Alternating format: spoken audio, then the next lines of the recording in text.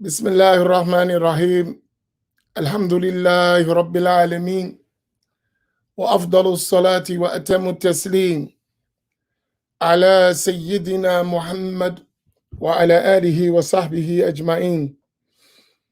اللهم علمنا ما ينفعنا وانفعنا بما علمتنا وزدنا علما. اللهم لا سهل إلا ما جعلته سهلا وأنت تجعل الحزن إذا شئت سهلا. سبحانك لا علم لنا إلا ما علمتنا إنك أنت العليم الحكيم. Assalamu alaikum wa rahmatullahi ta'ala wa barakatuh. We welcome you all to another edition of the Black Imams Roundtable.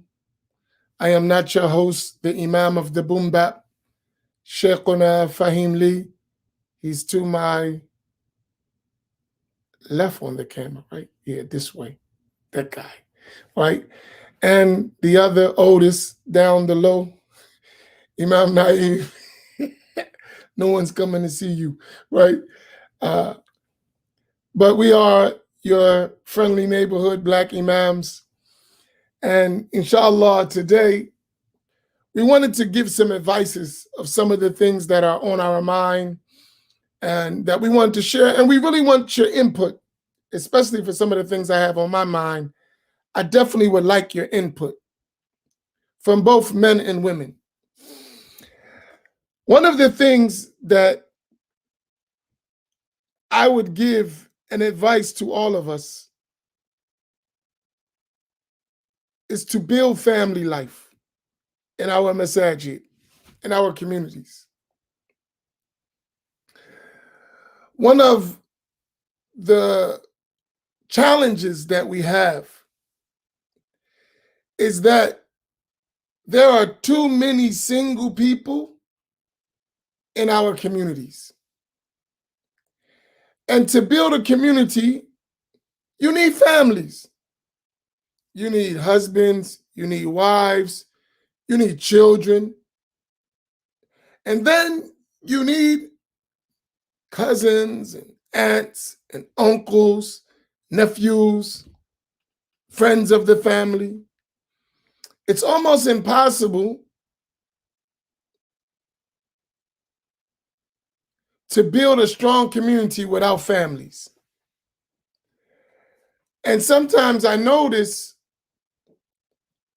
that you would be in some masjids and the only married couples would be a handful. Most of the people are single, and if they're married, they don't have their spouse with them. So I'm married, but I'm the only one in the masjid. Where's your family? Where's your wife? Where's your husband? Where's your children? Right? So I think this is an issue that we need to address and a challenge we need to overcome if we're going to build successful communities. Because if we don't realize the importance of the institution of family in terms of building communities, then we're missing the long-term mark of how we're going to establish strong Islamic structures within this country. So that is a thought for me. So that's an advice for me. Marry, build families, and from those families, build communities, right? I was in the masjid today, or the day before, the last couple of days, we've been in the masjid every day. And I was noticing it's all single people working. Like, you don't have couples. This single sister, this single brother, or this brother working by himself without his wife, or this sister working by herself without her husband. individualism. And I don't know, as a community, and I asked the Imams before we came on, I said, do y'all have the same issue? He said, yeah. I said, subhanAllah. Maybe I thought I was special in that way. Like, just me, I'm doing such a bad job, right? Nah, this is a challenge that we can overcome. So my question is to you, while we have the advice, my advice, get married, establish families. Even if it don't work, right? Sometimes the marriage thing don't work. Don't quit. Keep going at it. Learn from your mistakes. Don't try to make the same mistakes and keep going, right? Because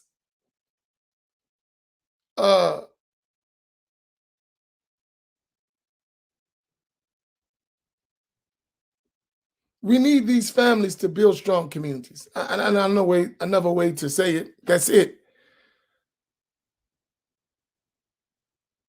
Sometimes they ain't single, they just Samira, it's too early for this. Sometimes they ain't single, they just ain't married. And so I just, that was one advice, right? The second advice, after help establish a family, which entails marriage, think beyond yourself, right? Because we're going to have extended families, right, to make this work. So don't think always about yourself. Think about the community, right? And sometimes when you think about the community, you'll make these difficult marriages work because it ain't just about you. It's not about the individual. Sometimes the ability for people to maintain their marriages and maintain their relationships has a positive effect on the rest of the people in the community, right?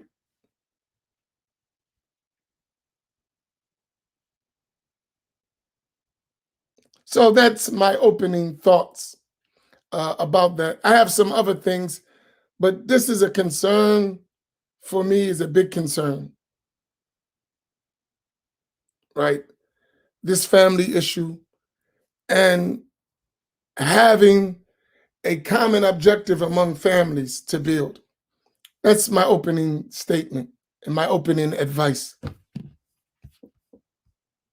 And Allah knows best.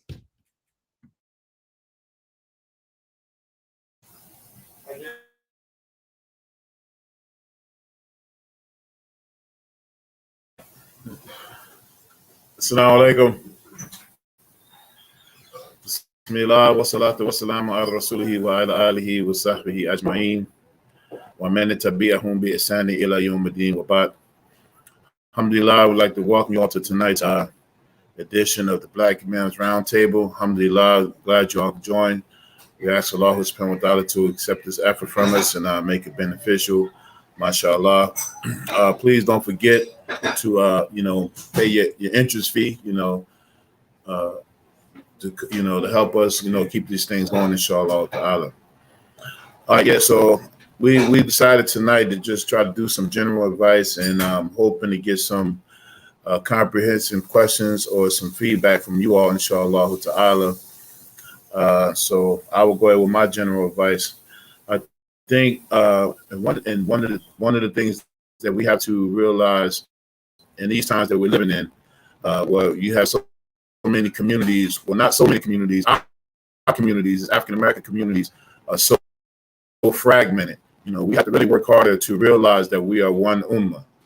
We have to realize that we are one ummah, and that Allah subhanahu wa ta'ala has put us together for a purpose, and we have a duty to each other, to build a community and have a sustainable community, and as now with the advent of all of the social media, and people can hide behind screens, and we really have to work harder to obtain this, inshallah. So alhamdulillah, with efforts like this do help us, Many of us have connected through this way.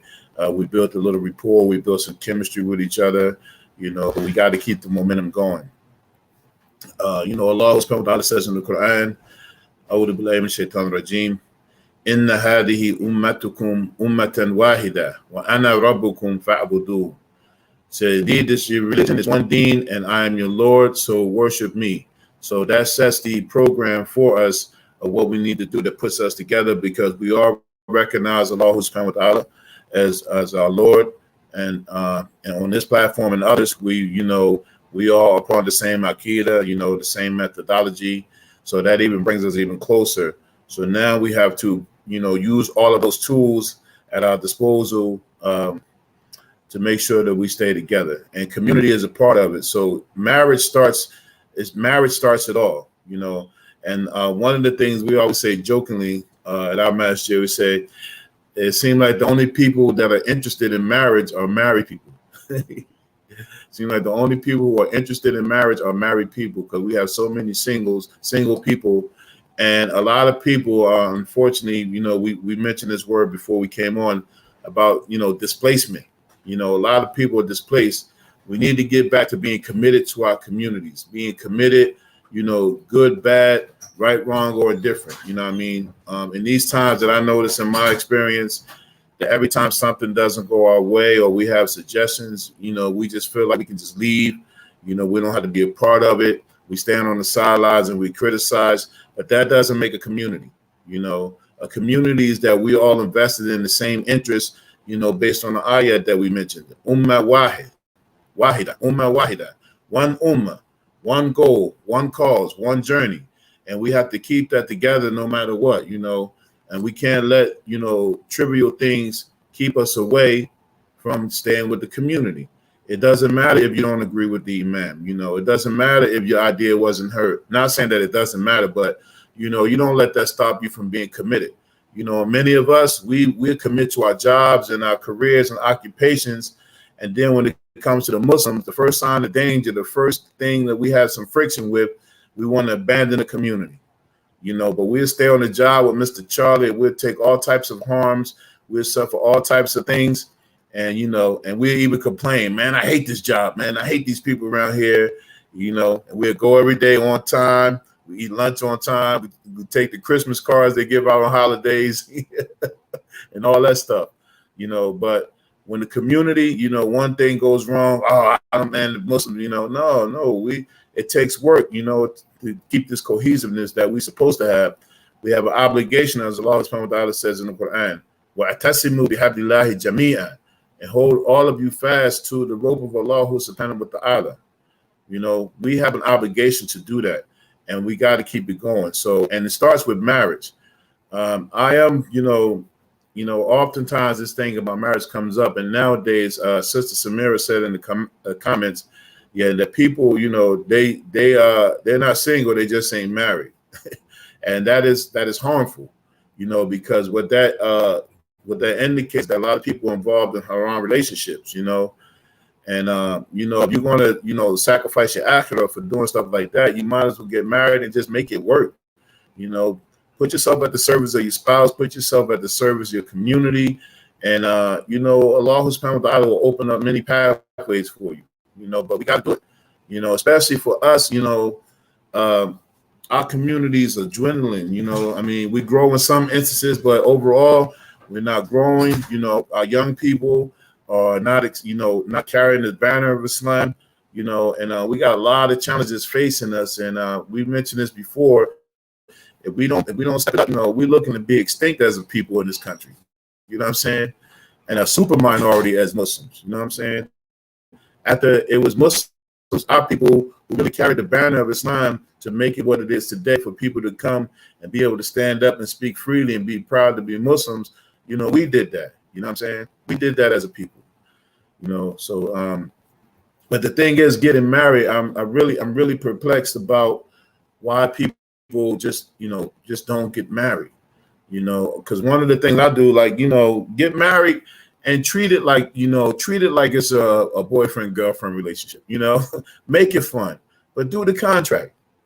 Just do the contract. You know what I'm saying? So at least you safeguard yourself. You know, all of us, you know, none of us were growing up where, you know, especially converts, we grew up, we already had a taste of the dunya, you know, we knew what it's like to be in relationships and stuff like that. And now you just transfer the energy over to the deen, get married. But I think one of the things that we're doing is we're putting all these expectations, and, you know, a lot of brothers and sisters are putting all their emotions and their heart into the marriage. And it's just a contract. It's just a contract, you know. We want all this romanticism. It's just a means for us to enjoy each other in this dunya to please Allah subhanahu wa ta'ala.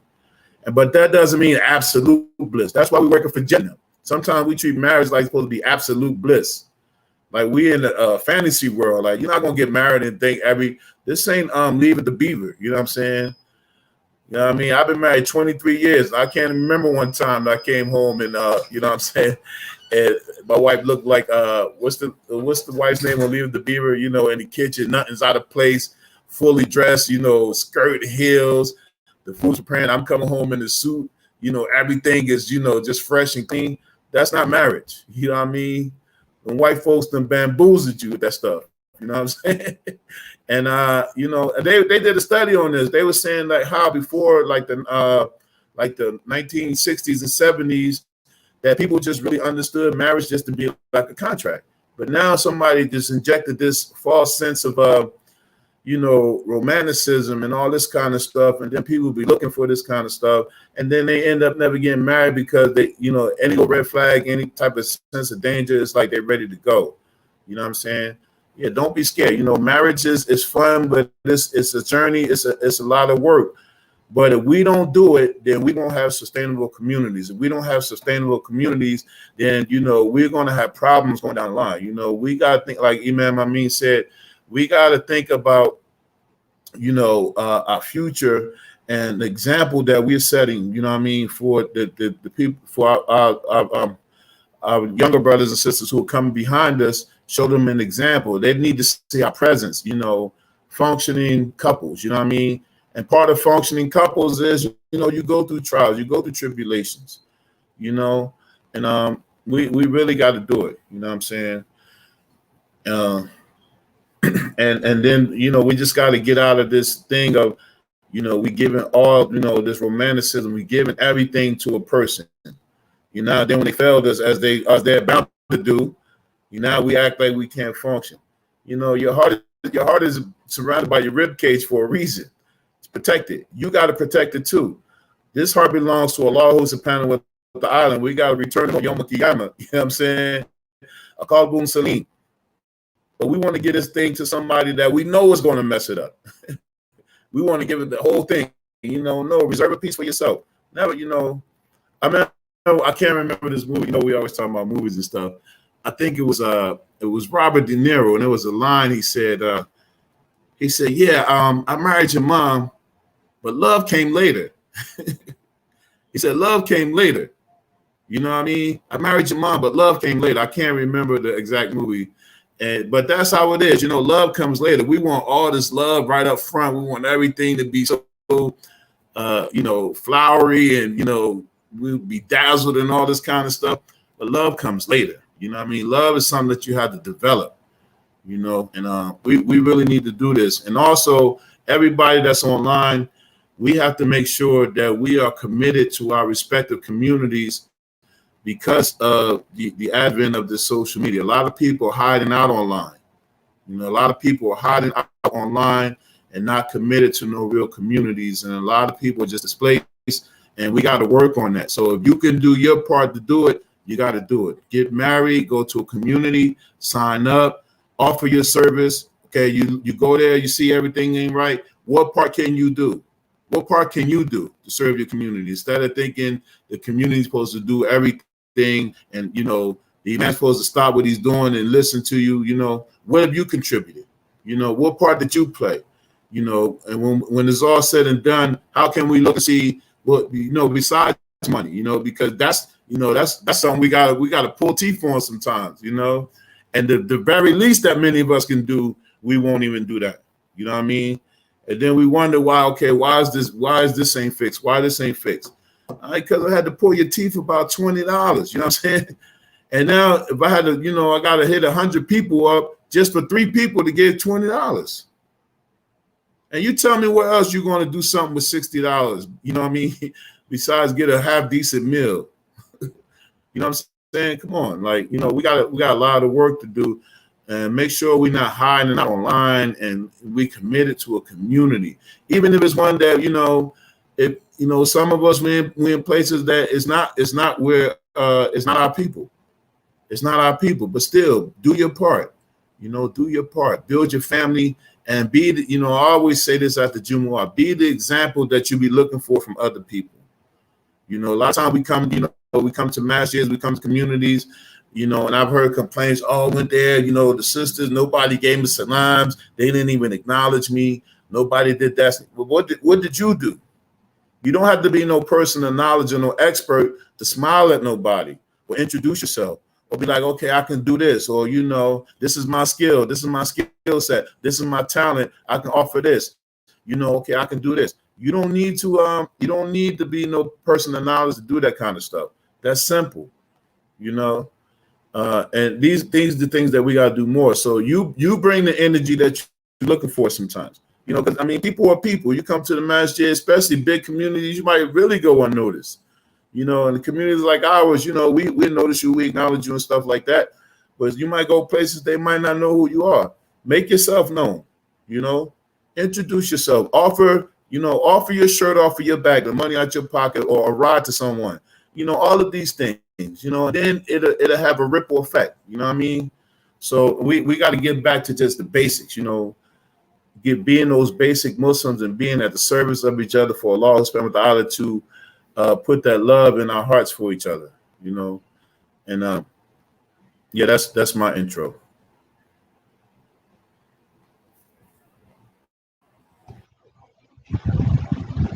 أعوذ بالله من الشيطان الرجيم بسم الله الرحمن الرحيم الحمد لله رب العالمين وأفضل الصلاة وأتم التسليم على سيدنا محمد وعلى آله وصحبه أجمعين ورضي الله تعالى عن سادة التابعين وعلماء العاملين وأئمة الأربعة المجتهدين ومقلديهم إلى يوم الدين أما بعد.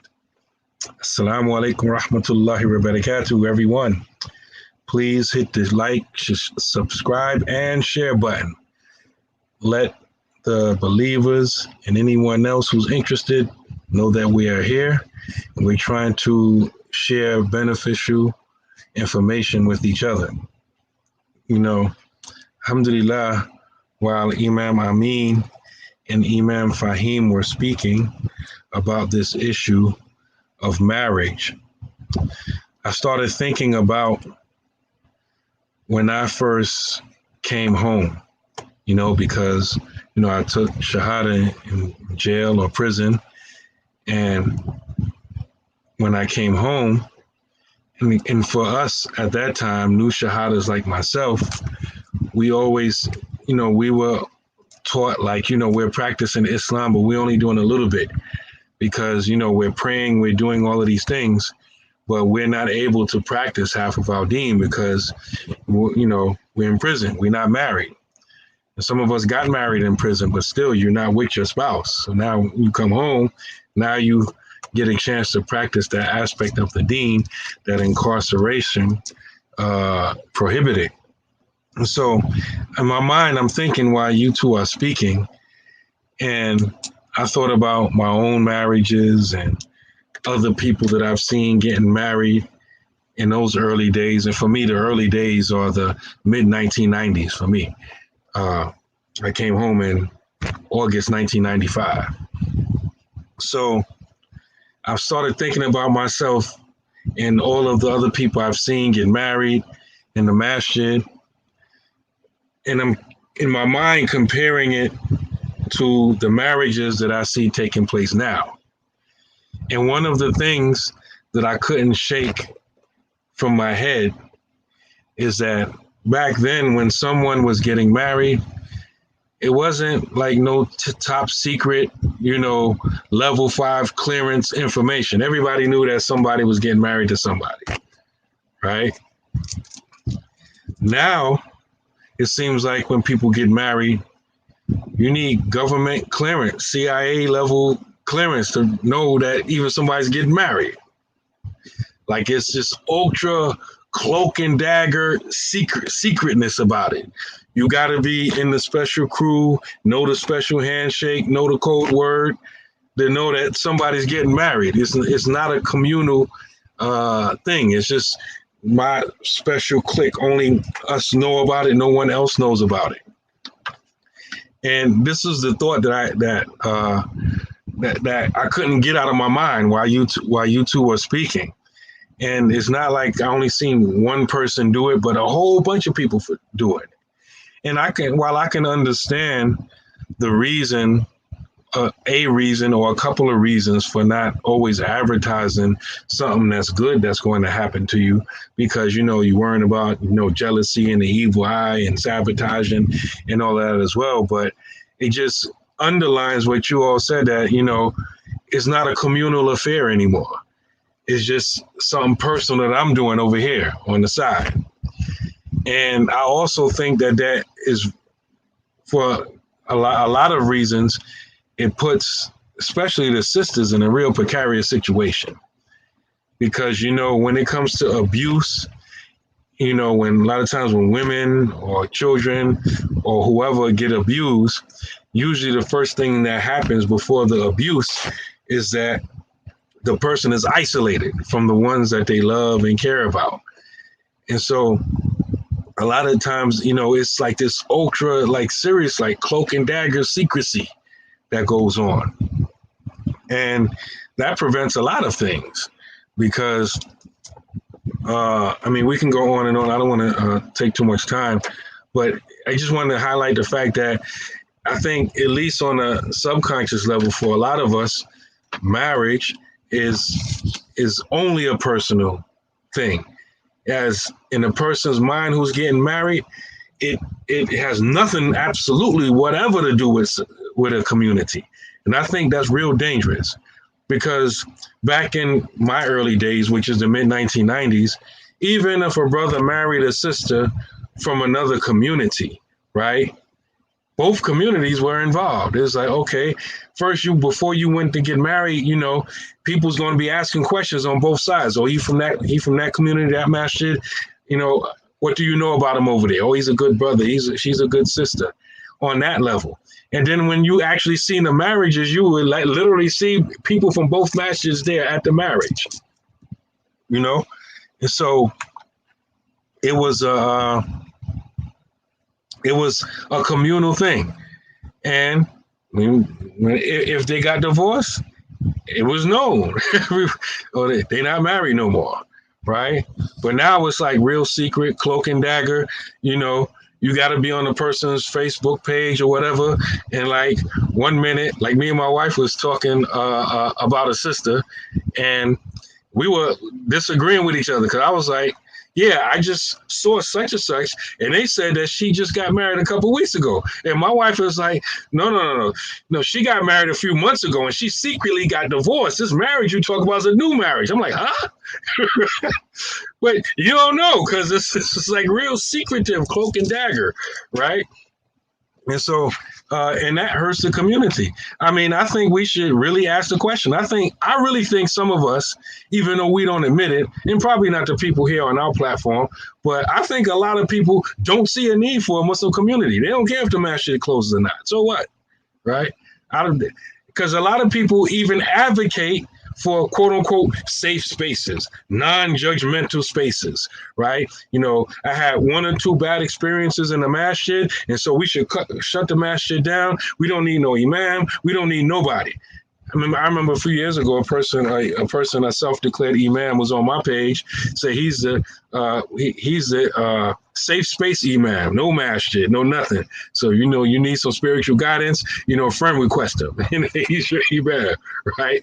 So it's that bad. And so because if people thought that something was precious or important, they wouldn't neglect it.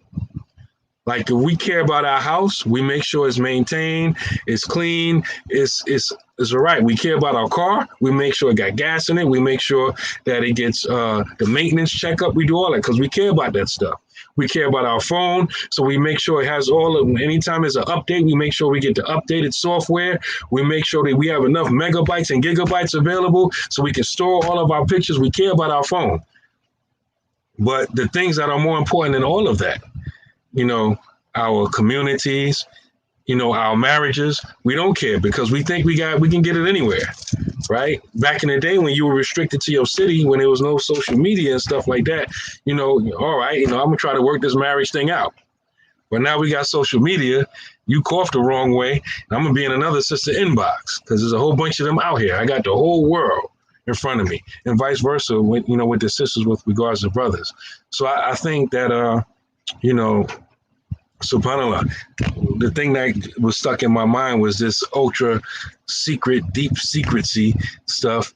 And the other thing that was really right behind it is that a lot of times when we think in our mind that we got a lot of something out there, that we don't have to respect and care for what we have already. So, you act up, I can just get with somebody else real quick. I can find somebody else to marry me. So I think that, with a lot of people, like for me, I got some, not so good experiences. I'm not bitter behind it, but I talk about them often and openly so that other people can learn from it. But a lot of us, we can't learn from other people's situations. We got to get burnt ourselves directly. And so, and that's another thing that's really frustrating for me in community and marriage or whatever. A lot of us, they can't learn from someone else. Like, listen, I did it the way you doing it. It ain't going to be good. And if it is good, you the exception. Everybody else that's doing it the way you did it, the way you doing it right now, and the way I did it before, and the way 100 other brothers I know did it, it didn't work out. And we just won't listen. We just keep doing it. We just got to get burnt on our own. So those are my opening thoughts. One of the things that you mentioned, and all of us, we've had our experiences. Like, this is not our first ride at the rodeo, as sort of say. And I often think of this when I look back on my life in the wild world of marriage. It's gonna be messy, right? But I say this, I realize when you examine a lot of our failures at marriage, is because, and not just marriage, because I don't want to just concentrate on marriage, because the marriage failure is one aspect, but also as a family failure too, right? So sometimes the family failure is a part of the marriage failure, right? When you said there's no community, there's no family involved, right? Which is part of all the ingredients for a failure. When just two people are left to their own desires, right? Own desires getting in, own desires getting out, right?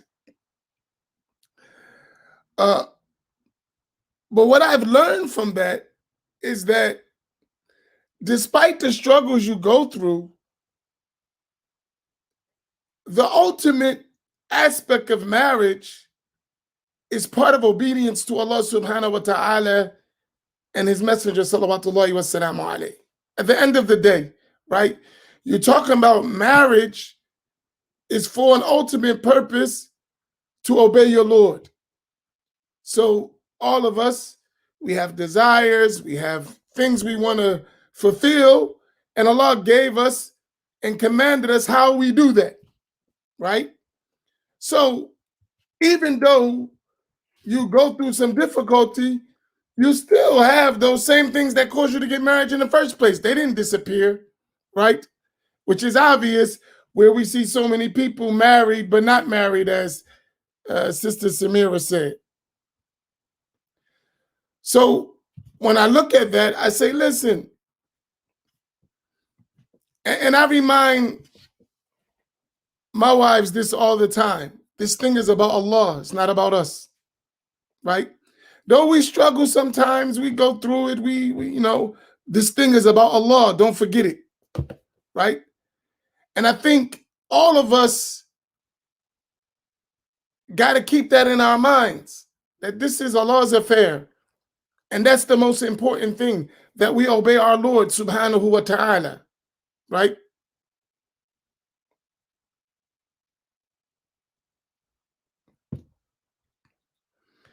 And I think that's a part of it, right? That we realize this is about Allah. And when you go through that, you got to remember that. Before we had this, I was scrolling through my Facebook, and I was noticing some people that they were married, they were doing one thing, then when the divorce happens, they're doing something completely different.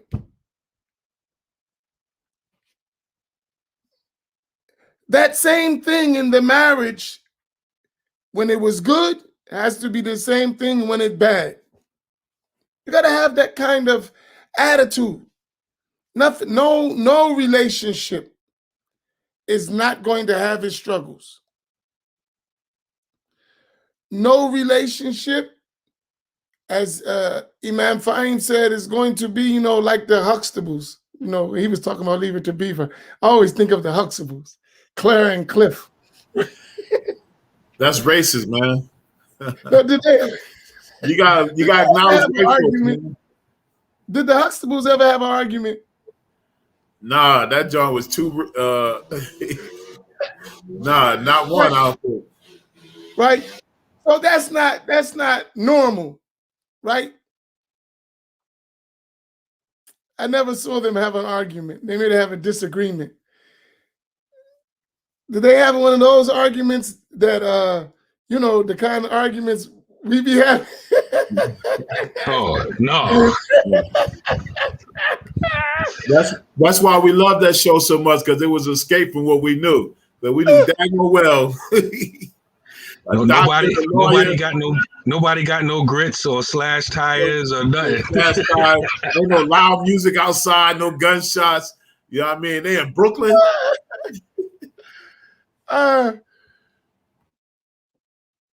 So I'm just saying, for us as Muslims,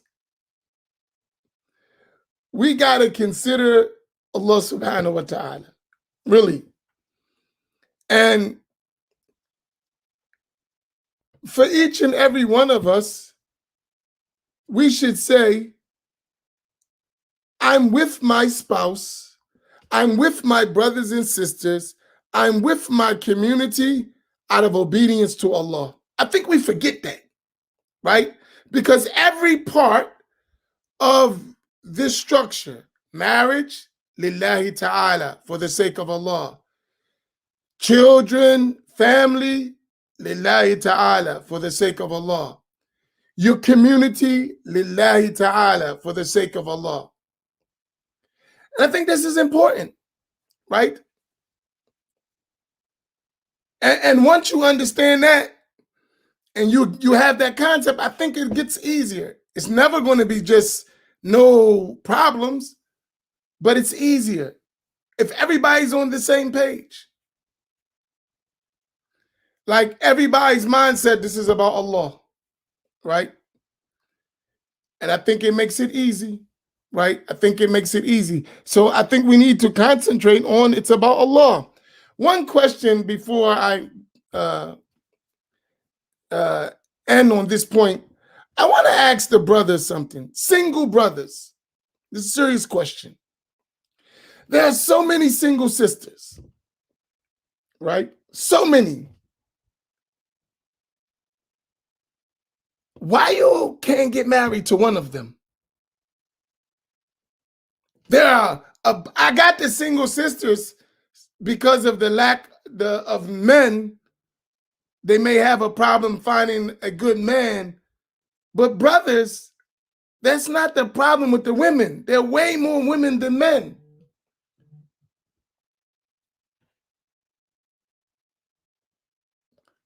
What's the holdup? I mean, that's a question, and you can answer.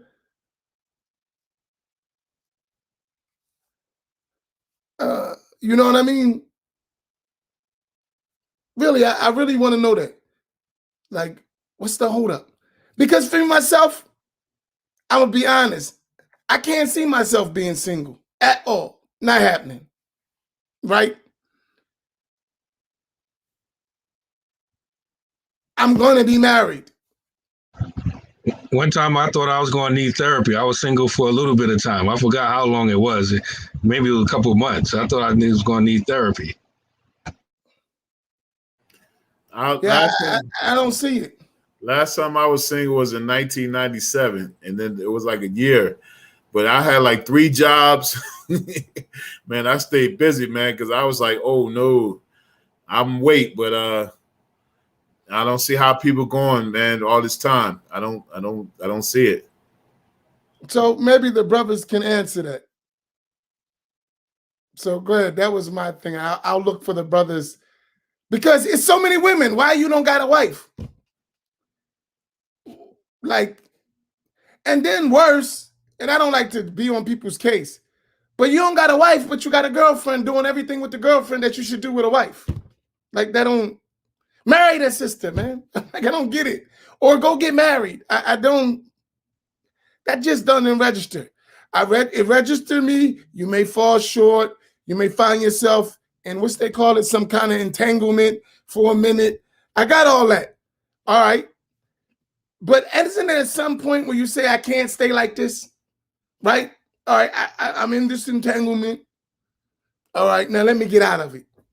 Doesn't that come up? Doesn't that register as a Muslim? Right?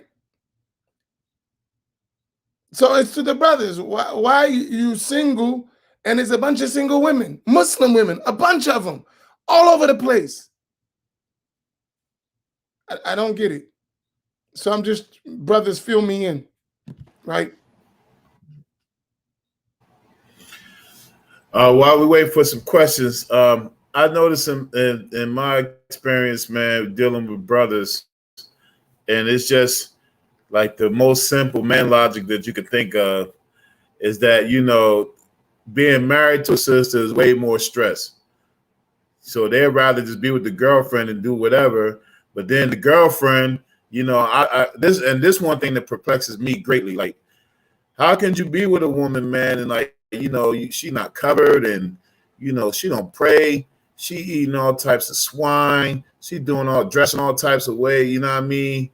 And like how you know what's going on, man? Like, you know what I'm saying? I definitely have a believing woman, you know what I'm saying, that's going to remind me of Allah subhanahu wa ta'ala, even if she's cussing me out and, you know, on my top and, you know, combative, you know what I'm saying? Then a woman, man, you know, and what happens is, you know, they think they're not accountable to a woman, but then those women are not accountable to them neither. You know what I'm saying? They're not accountable to them neither. You know what I mean? And it's really mind-boggling, man. But I just don't understand, you know. And then I understand. This the other thing that gets me is that how a person can be in a relationship, then they end up getting married. I mean, I had cases where a person's in a relationship, man, for years, not married. They get married for, you know, for law, and then 2 weeks later, they act like they can't deal with each other. You know, like, oh, I need a divorce, man. What do you mean? You been with this woman for 5 years. Now you married a month, and now you want out? Come on, man. Come on, man up, man. And I think we need to go back to what it means to do something for Allah subhanahu wa ta'ala. When you do something for Allah subhanahu wa ta'ala, you're supposed to get to a point where nothing else matters. Not even your own happiness. Nothing else matters except that Allah subhanahu wa ta'ala is pleased with you. That don't mean that you're supposed to be happy all the time. And I think that's what we're looking for. We think the marriage is supposed to be the be all and end all of happiness. And it's not. You know what I mean? You're in service of another person, even to, you know, at times you don't feel like it. You know what I mean? You got to keep doing it over and over, just like you would do a job. You know, we'll work a job 40 years and then we'll not be married for decades. Like, what's going on? You know what I mean?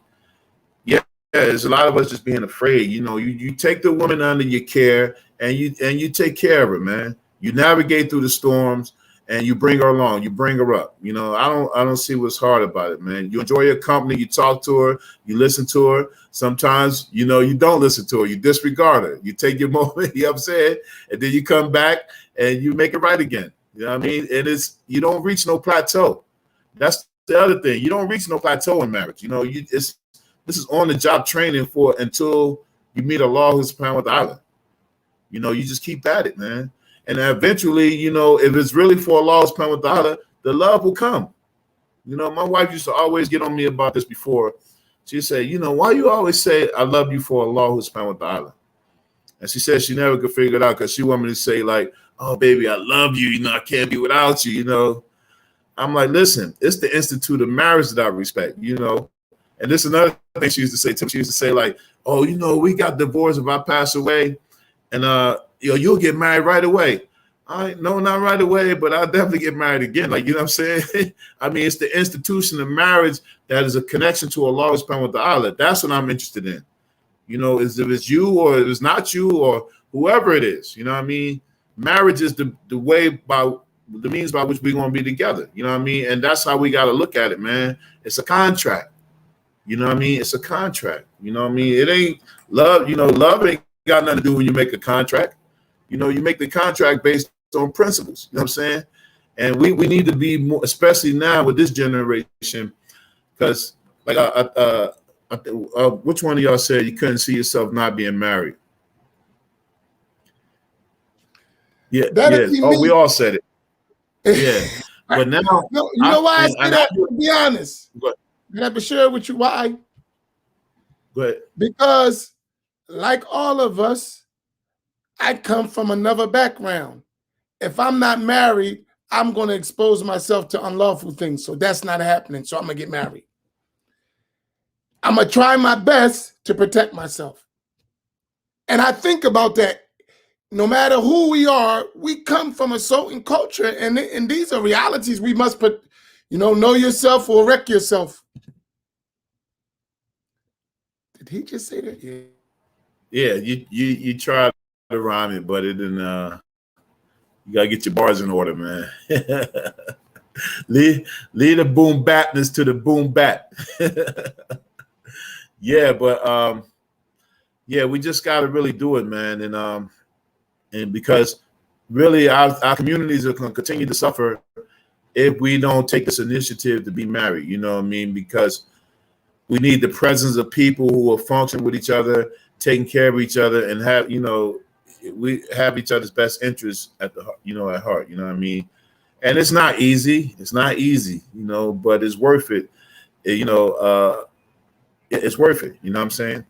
And it's better to be married and go through the struggles and heartache, the pain, than to be single or be entangled in something and earning Allah's wrath. It's better. Because you can sort out, you know, the stuff you go through in the marriage, man. Just, you know, just do it. You know what I mean? Just do it. I remember several years ago, and I'm just telling this story for all of us to have this in mind. And it was amazing to me. This happened, had to be about 10 years ago, something like that. A couple came to me for them to get married. Now check this out. Both of them had good jobs. They were already living together, had children together. They were living like they were married already. And when you look at them, they look like, not perfect, but, you know, a good, stable couple. Money wasn't an issue. They drove nice cars. The type of people that you expect that if you walk in their house and you use their bathroom, you're going to see his and her towels, right? Like that Huxtable, right? But the deep thing about it was that she was a newer Muslim than him. He was Muslim a little bit longer. And so basically they're coming to me to make, basically, they realize they've been living in sin and they want to make it right. They want me to marry them, right? Make the situation halal. They had children already, school age. They've been together all that time. And they were soulmates for each other.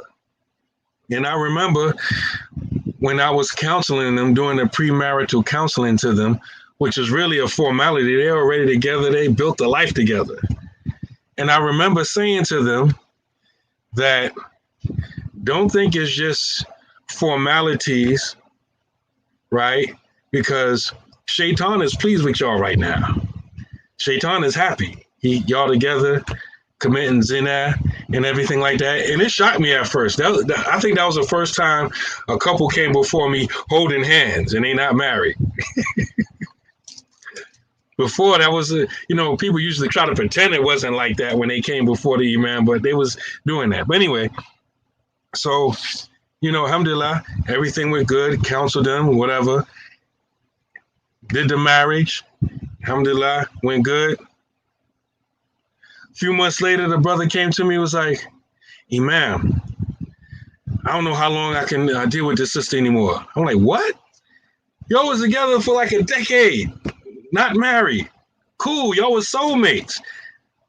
Only thing I did was marry y'all, read the ayahs of Quran, offering acceptance, witnesses was there and everything. I said, you remember what I told you? Shaitan is going to attack your union now that you're together. Shaitan, but Shaitan made y'all think y'all was all right. Y'all was soulmates. He helped facilitate that situation. As long as he's going to possibly get company in the hellfire. But as soon as y'all, the same relationship, same people, same house, same car, same children, same everything. Only difference is now that you're in obedience to Allah subhanahu wa ta'ala. So now Shaitan is playing with y'all head and make y'all think y'all can't be with each other anymore. And I think that's one aspect I think a lot of us forget, is that when you do get married and you do it right, you get an enemy now, Shaitan, and he specifically attacks you. While as long as you got these boyfriends and girlfriends and entanglements and all that kind of stuff, Shaitan is, he likes you. He wants you to stay like that. Stay single. How does Samir put it? Stay not married, but not single. He likes that. The entanglement situation. As soon as you get married, Shaitan is going to attack you. And I think we be forgetting that in this situation. I just wanted to add that. So why is that so double standard, Imam, that men can say they need to protect themselves because of their lower desires, but if a woman feels the same way, then she's looked at sideways? I don't know who's looking at her sideways. That's what she better do. I mean, see, I think sometimes, and I'm learning, I'll be honest, right? We're not the same as everybody else. We got things that we all know, that we try to act like I'm a Muslim now, or I'm on my deen now, and all of those things go away. They don't. You got to still make effort and work on yourself. So if a sister says, I need to get married, I've had sisters tell me that more than once, right? They come to me straight up. Listen, Imam, you don't find me a husband, I'm going to be fornicating. That's some powerful words, but this is our people. That is real. I'd rather deal with that reality than you act like you're not doing it and you're doing it anyway, right? Maybe it's an urgent thing. Well, we need to find you a husband. But my thing is, I don't think it's a double standard. I think we all better be aware of that, right? Right? We all better be aware of our own weaknesses, right? I mean, we can front all we want. We got weaknesses, all of us, right? They may be different at levels. I'll give you an example. You know how many times people get married? They get married. It start off all halal, right? But they're delaying the process and doing a bunch of haram, right? That happens all the time, right? you know that's not your wife or your husband yet, right? Y'all not supposed to be holding hands. Y'all not supposed to be going to the movies alone. Y'all not, but this is stuff you used to. So that's real, right? So we can criticize all we want. That's not going to remove the reality. The realities, people got desires. The realities, people want to fulfill their desires. The reality is we got to have lawful ways to handle all that. That's reality. So I don't think it's, I mean, it shouldn't be a double standard. If it is, it shouldn't be. I don't know if it's a double standard. Sometimes I think when I hear these cases, is the women, they express this to other single men, and they send a message. They send the wrong message. A sister can't say to her brother, I gotta, I'm trying to, control my desires. You don't say that to a man because that you excited the wolf in them. You know what I mean? Say it to other sisters. You know what I mean? A lot of times sisters, man, they be, and I don't want to get on the sisters, but sisters be really clever sometimes. You know what I mean? I can't, I need to get married to protect my desires, and saying around single brothers, and the nigga thing, oh man, I gotta get at her. You know what I mean? The intentions maybe, just maybe, Imam, that might get some of. Now she ain't say I'm going to do nothing. She said I want to protect myself. I want to get married. So maybe that brother might decide, oh, she down, let me get married. Okay, get married out. Right? Yeah. Right? She ain't say I'm going to do nothing haram. She Right. said I need to get married to protect myself. And I'm not saying that's a public statement. There's some shyness, but look. Now what would happen? Listen, go watch Facebook. I mean, this is real. You see it, you don't have to go watch. How many sisters are telling you that without saying a word? Yeah. Go look at their profiles. Yeah. Look at how they pose. Look how they're telling you. It's there. I mean, now what will be the charge against us if we did that? Say, okay, yeah, I'm looking to get, I'm looking to get married because I need to control my lower desires. If I said that to a sister, it'd be all types of it'd be a creeping, a weirdo, and all types of stuff. Right. No, but I'm saying I don't think no one is saying that. But I think what was meant, at least that's what I intended, is how someone feels internally, not what they're expressing out loud. Right? Do you understand what I'm saying? Yeah. I think like when I was saying it, right, I'm not saying that like I go to a wife, hey, sister, let's get married. I want to fulfill my desires. No one's saying that. But there's a reality within you. You better get married so you don't do that in an unlawful way. Hey, sister,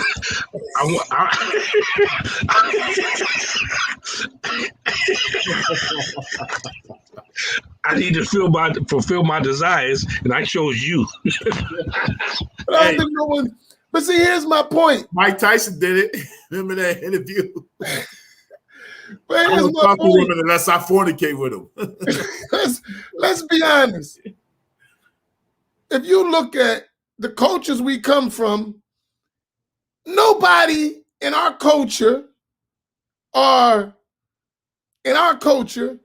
is looking for merits in people. That's rare. That's why the women dress the way they do. The men got to be a certain, have certain amount of bread. Everyone is calling to desires. No one's calling to piety. That's just real, right? So therefore, that's a reality. Let's control that, right? Because we see it. It's not like it's you just go on Facebook. You can see it. And they're covered but uncovered, as the Prophet ﷺ said. Covered but uncovered. They need to show any potentials what they're working with. And I remember Sheikh Samir said this, and I never forget this. Because he's the sheikh, so everybody got a front when he's around, right? He said, how many of you look at the women and get some desire. He said that. Everybody was like, right? He said, be honest. We're not saying you did anything haram, but you look at the woman, you see the sister, and you feel something. Everybody, Sheikh said, I tell you what I do. Then everybody was like, yeah, me too, Sheikh. He said, see, women, they're all wolves, right? They're all wolves. All of them are wolves. So protect yourself from the wolf, right? So all I'm saying is that since we know that happens, that's a reality, let's deal with it accordingly, right? Because a lot of them sisters, and some told me this, because they can't find a husband, they begin to feel unattractive and they start slowly taking off their clothes to look pretty. A lot of sisters do that. They don't, after a while, they start to feel unattractive as a properly dressed, acting Muslim. And slowly but surely you start seeing them start to expose themselves more for attention. So, you know that's coming. Fix yourself before it happens. And brothers have to take some responsibility. These are our sisters, right? So I mean by that, I don't mean that they should just go out and, hey, I need it. No, I'm not saying that. But realize that that is a reality and don't put yourself in that position. Assalamu alaikum, brothers. I got an itch that need to be scratched.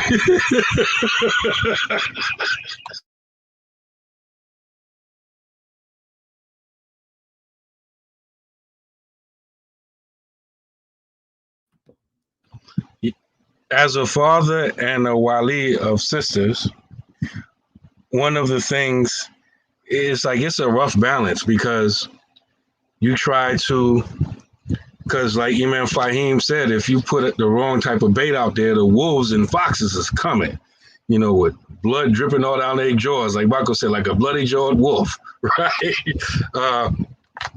Sometimes, you want to say, hey, got a sister that's available. Cats will come out the woodwork, and if they know who you're talking about, they'll skip around you and go straight to her, right?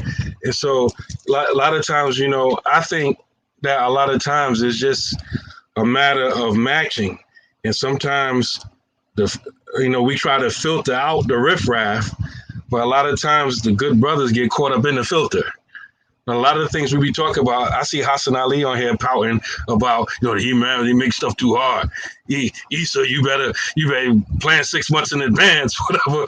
Sometimes you gotta help us tweak the filter. Sometimes we trying to filter out the riffraff and good brothers get caught up. You know what I mean? And I think this is the problem sometimes. We put things in place to prevent the wolves from getting in, and the good brothers get, collateral damage. They get caught up in the filter. Can I ask a question? Imam, I don't buy that. Right? Don't buy that? Heck no. Ain't no good brother getting caught up in the filter. A lot of times we be protecting the good brother from himself and he don't realize it. Right? So I'm telling you, a lot of brothers and sisters, and I'm telling you firsthand, a lot of us talk this polygamy, I want to, we can use halal, and I'm going to have more than one wife, and that sister be talking about some, yes, no problem, until it happens. Until it happens. That is not something we should be rushing to, even though it may become a necessity. We need to be careful, right? Because a lot of us are not prepared for what we say we want. We say we want it. I want more than one wife. And I don't care if a brother get another wife. Yeah, until he get one.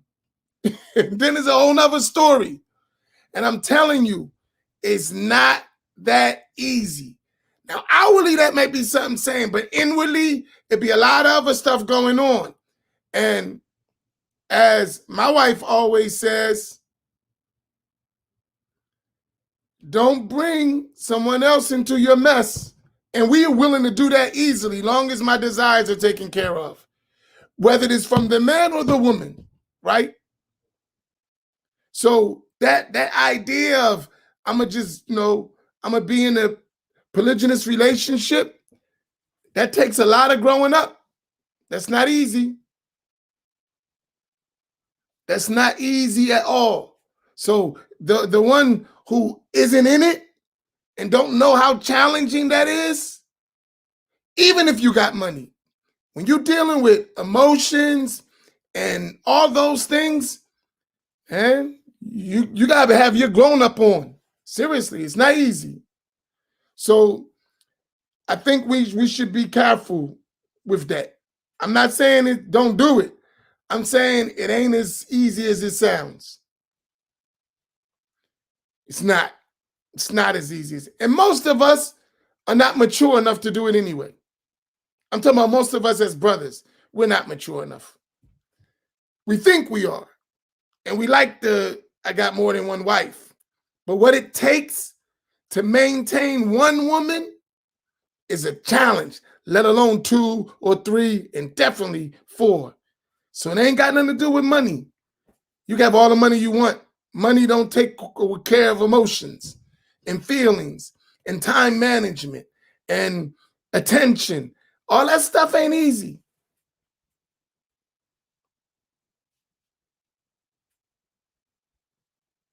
Zahira Ahmed says some women come in trying to break the first marriage up. I know that for a fact. And people think I'm joking. And when I say it, some women even openly express it out of their mouths. And a lot of times, brother don't know what he's in for. Like he thinks he the man because he about to double up or get 3 or 4, whatever. He don't know. He's bringing a virus into his situation. She don't care nothing about him. She just, because a lot of our sisters are like catty on steroids. Like they get excited, they get motivated by taking someone else's man or undermining their situation. And it's deep. Like I even did a stat about it a long time ago. I gave a shot on Salt and Pepper song, I'll Take Your Man.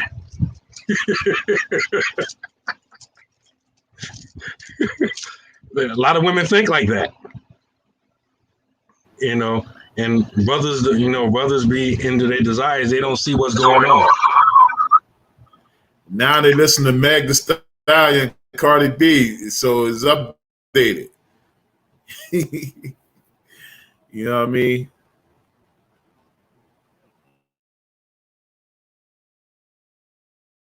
I just, I used to think, I remember one time, this is my most, I guess they say infamous khutbah, right? I got on the minbar, I was feeling myself, right?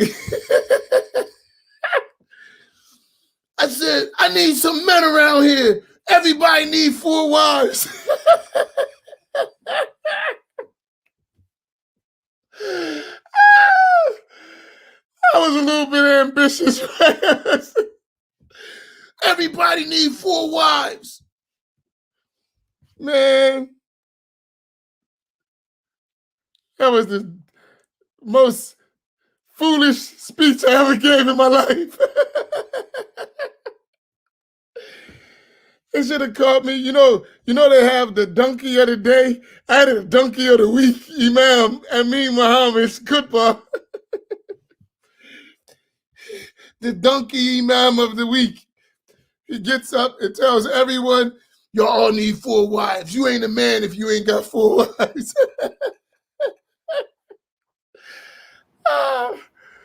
Oh my goodness. You know something else that harms us too, especially as converts, that I notice is the hypersexual environments that we come from.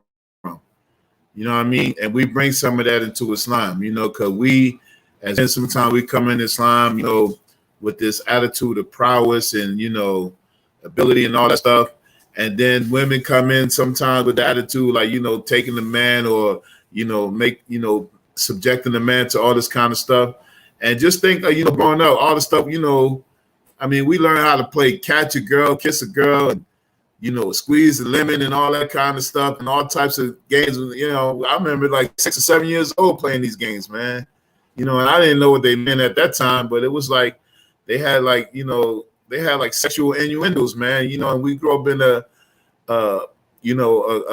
environment, a culture, man, that fornication is pushed. You know what I mean? Like, boyfriends and girlfriends. You remember those books we used to have back in the day where everybody signed them, and then you ask somebody, "Will you go out with me?" You remember those kind of books? You know what I'm talking about? Remember those kind of books we used to sign, and you signed the book, and then they had to figure out who it was, and then you ask the person, "Will you go out with me?" and all that kind of stuff. Yeah, and all that stuff like helped us to develop, and we bring some of that to Dean, because to be honest, I think you mentioned this too one time, man. If it wasn't for Dean, man, I'd be a straight conqueror of women.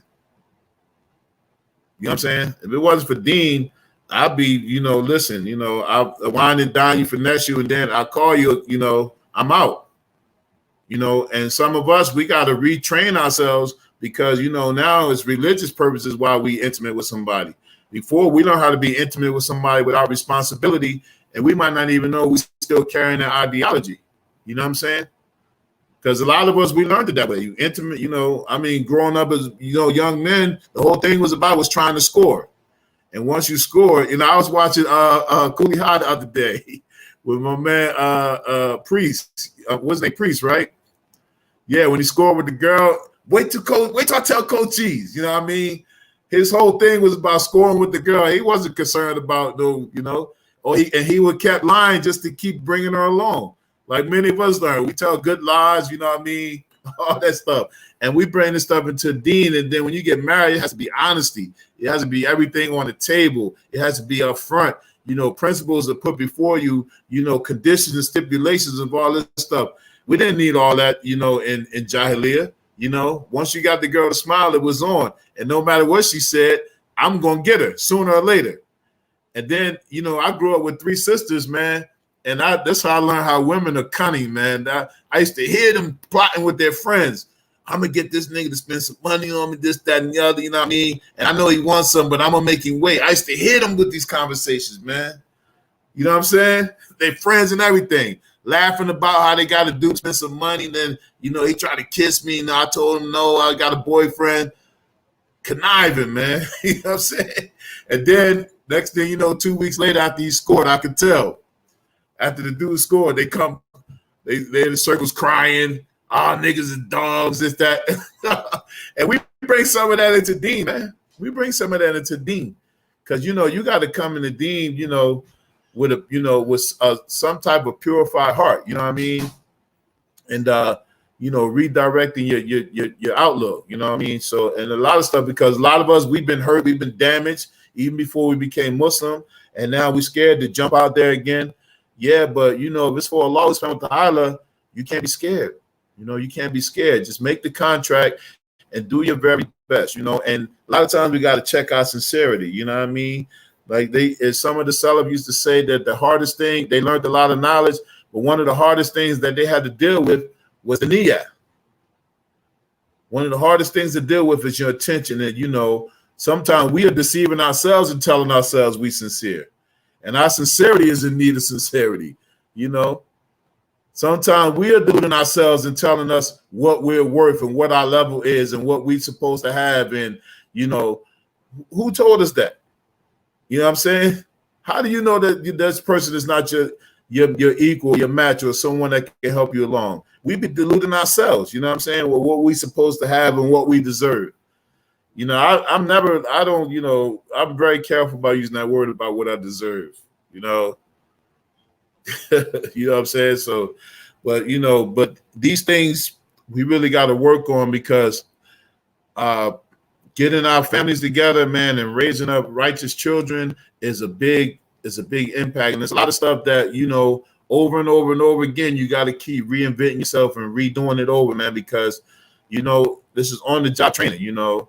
I mean, you don't reach no plateau. And then, you know, if you have kids and sometime you do make it through some time, then you got to reinvent, you know, some type of relationship with the mother of your children and your wife and stuff like that. You know what I mean? You got to rediscover each other.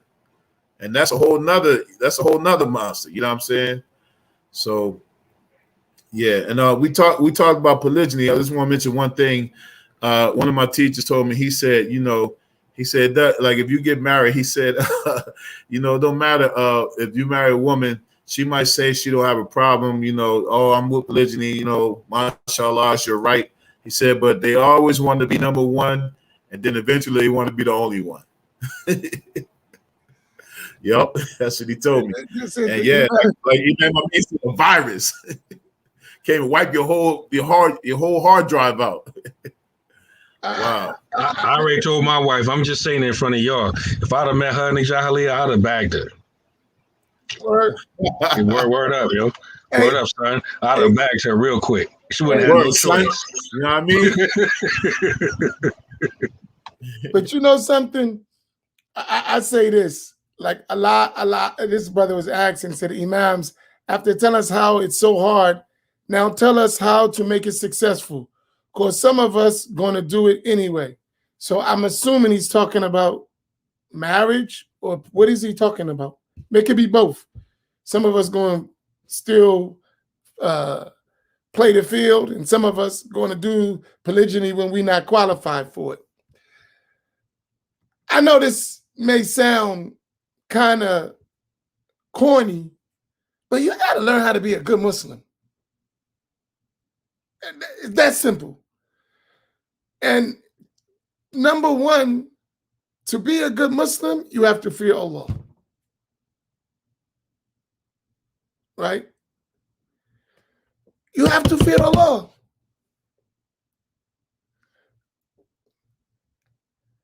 I know as an Imam, I know this. As Imam Faheem said, and Imam Naim would be honest, any Imam, if he's popular enough, women is his last problem, getting a woman. That is not his issue, right?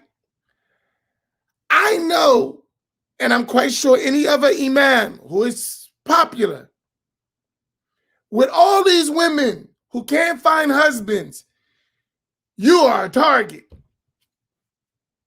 You're available. So that's easy, right? Getting a wife is easy. Being a good husband is your challenge. Getting a wife is easy. I say this with all due arrogance. I'll compete with the best woman out here if we was just having a competition of getting the opposite sex. No doubt. And why do I say that? Because it's very few of us and too many of you. Solely on that. It's very few of us and too many of you. So the competition is easy, right? That's just real. Now, are you going to use that as a means to abuse, or are you going to fear Allah and do the right thing to whoever you with, whether it's one or two, and be a good Muslim husband? That's your challenge. That's your challenge. That's your challenge. So how to make it work? You got to be a good Muslim man. You got to fear Allah.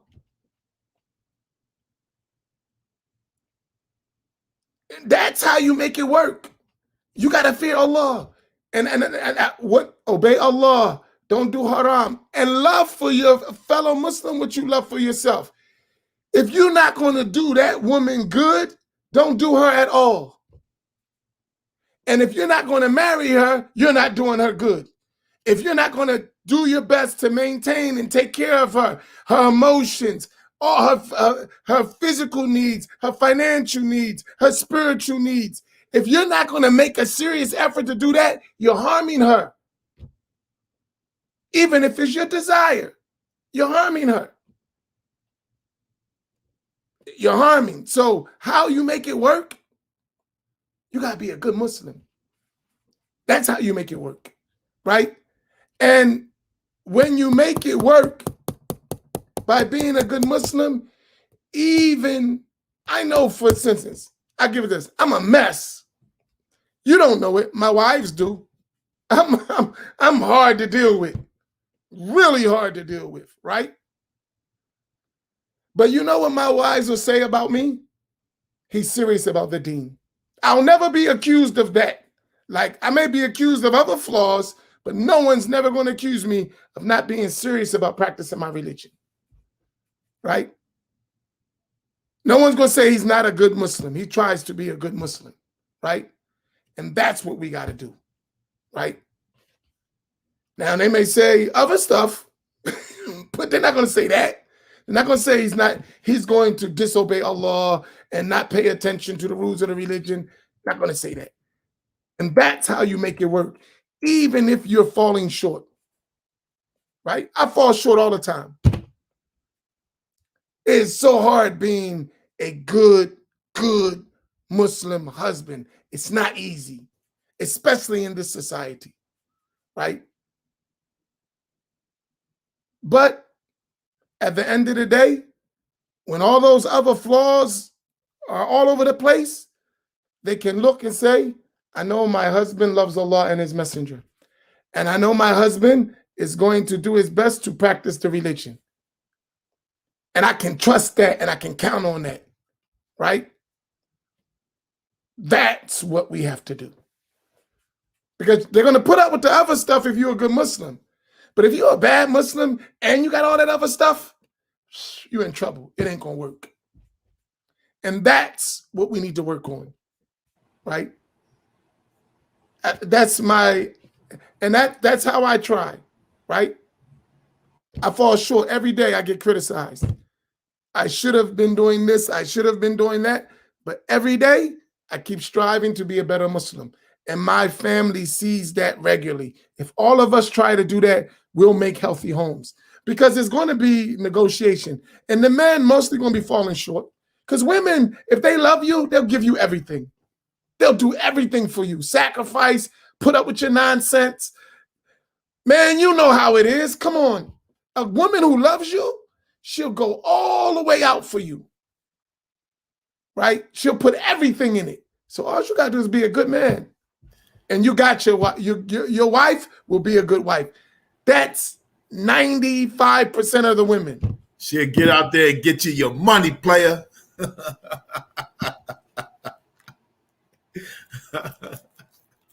I agree with you. I think a lot of times, both of us, men and women, a lot of times we trying to do the shortcut to, I want to get married, so I'm going to do the shortcut with that. And a lot of times we just forget the obvious stuff. Be a good Muslim. A lot of times people don't want us because we're not good Muslims. A lot of sisters, they just want good Muslims. And then a lot of brothers, they want good Muslim sisters. And everybody's trying to get around that part about just being a good Muslim. It comes from within.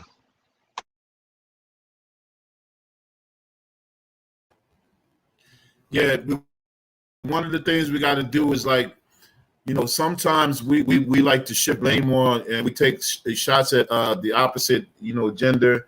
Okay, so yeah, some of these sisters or a lot of these brothers, this, that, and the other. But a lot of times we got to realize that the person that we're with, there was something about them that attracted us to them. You know what I mean? And when we see that mess, don't just blame them or generalize it. You saw something in that person, the person that you got to pick a person who got the mess, probably similar to yours or maybe bigger. Y'all put your messes together and start cleaning. Start cleaning, start disinfecting, start sanitizing. You know what I mean? And do it together. And then, if you do work together, like you work out with your spouse or you study with your spouse, it can be a nice experience, man, because ain't no situation going to be perfect. Ain't no setup going to be right and exact. Get the person that you like and you got to feeling for it, you know what I'm saying, and go for it. You know? I mean, and more brothers, we just gotta take the initiative to take these women under our care. Just take these women under our care, have good sincerity, and they'll follow along. Even the ones that seem like they, wholly independent, or they don't need no man, or this, that, and the other. If they got a man that can navigate them well, they will follow behind, man. You just got to know how to be. You got to have some finesse. A lot of us, we still be in nigga mode. We think we're gonna slay them. We're gonna do this, and we're gonna. Nah, you got to know how to finesse women. The Prophet Islam knew not finessing the underway, but he knew how to talk to his wives. He knew how to bring love out of them.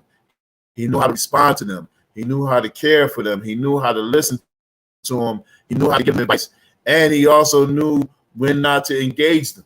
You know what I'm saying? All of that is part of being a good husband, because like, as we mentioned, getting married is one time, there's one thing. Now it's time to be husband and wife. That's a whole nother entity. That's a whole nother entity of being husband and wife. It's ups and downs, it's flaws, it's perfection, it's good times, it's bad times, it's crying, it's healing, it's, it's fighting, it's making up, it's, it's faking the funk in front of the kids, act like you're happy sometimes. Sometimes it is sad. Sometimes you need isolation. Sometimes it's going on trips. Sometimes it's reminiscing. It's a whole bunch of things.